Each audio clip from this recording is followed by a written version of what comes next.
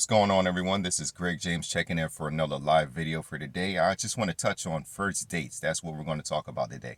I read an article this morning that was talking about how much should you spend on a first date.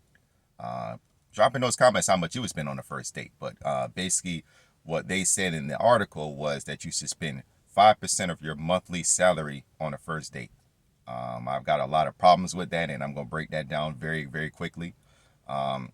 One of the first things that I want to say to men is that you definitely should not be leading with your wallet on the first date.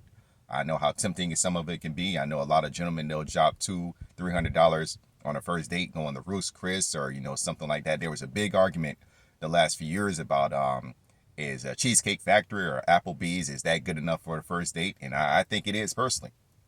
And I want to tell you what my thoughts are personally. And if the woman really likes you, as a man, if the woman likes you, she's going to be down for wherever you take her.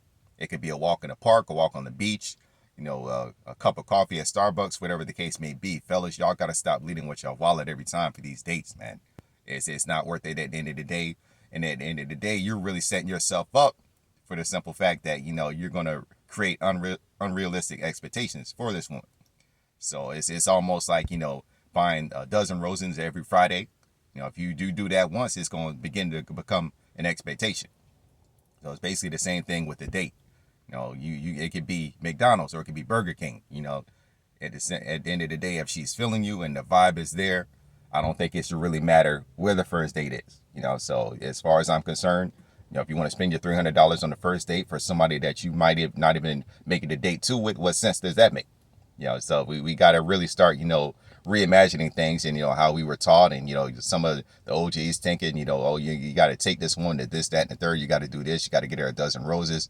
And I'm not saying that you can't do those things, but, you definitely want to be a little cautious about, leading with your wallet and, you're just thinking that just because you spend a lot of money on that first date is there's going to be a date number two, when the simple fact is she may have just wanted a free meal and that's it.